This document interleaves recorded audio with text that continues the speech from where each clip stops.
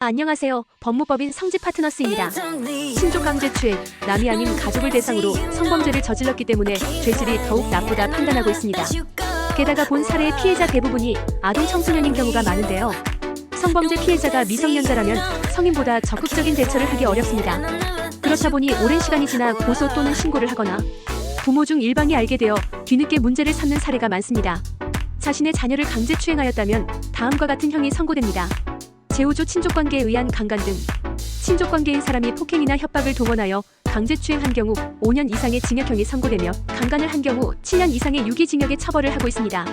위에서 확인할 수 있듯이 친딸 성추행은 벌금형이 없으며 법의 하한선만 규정하고 있으므로 높은 형이 선고될 가능성이 높습니다.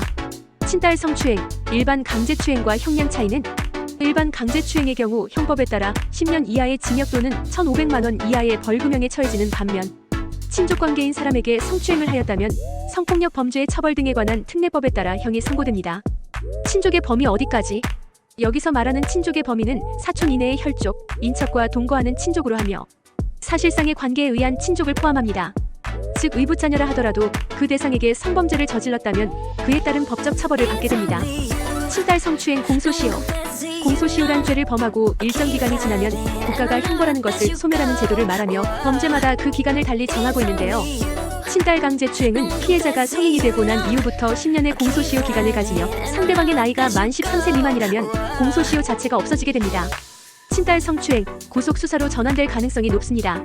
성범죄 사건이라 하여 모든 피해자가 구속된 상태로 법적인 절차를 진행하지는 않습니다.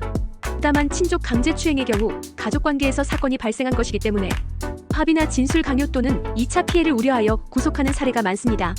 구속하여 조사를 받게 될 시 본인에게 더욱 불리해질 수밖에 없으므로 경찰의 출석 요구를 받게 되었다면 그 즉시 변호인을 통할 필요가 있습니다. 친족 강제추행으로 고소당한 사례, 집행유예 방어.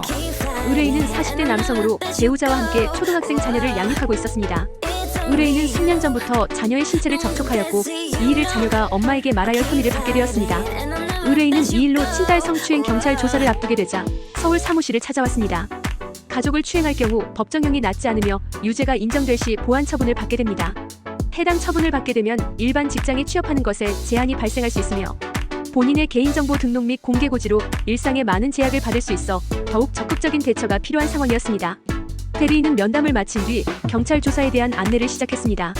수사 시 주의해야 할 것들과 본인에게 불리한 발언을 하지 않도록 구체적인 내용을 알려주었습니다.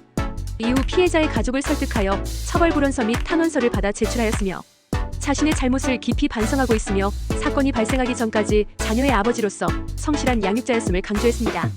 뿐만 아니라 성범죄 예방 교육을 이수하는 등 재범을 방지하기 위해 최선을 다하고 있음을 호소했습니다. 이 같은 정상 참작 사유가 반영되어 재판부는 의뢰인에게 징역 2년 6월, 집행유예 3년을 선고하고 40시간의 성폭력 치료 강해 수강을 명하였습니다. 변호인의 조력이 중요한 이유. 의뢰인은 만 13세 미만에 해당하는 자녀를 성추행하여 실형을 선고받을 위기에 놓여 있었으나 사건 발생 초기 변호인의 조력과 양형자료 제출로 집행유예를 선고받을 수 있었습니다. 게다가 신상정보 공개 및 고지명령과 취업 제한, 전자발찌 착용을 면할 수 있었습니다. 경찰에 신고가 되면 수사기관은 가장 먼저 피해자를 조사하게 됩니다.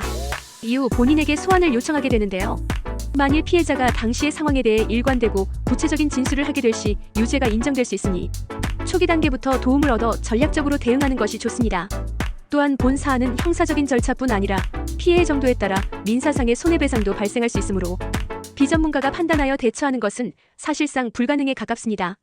그러므로 제대로 된 해결책을 얻고자 한다면 전문 법률인의 의견을 적극적으로 반영하기 바랍니다. 이상 법무법인 성지 파트너스였습니다. 감사합니다.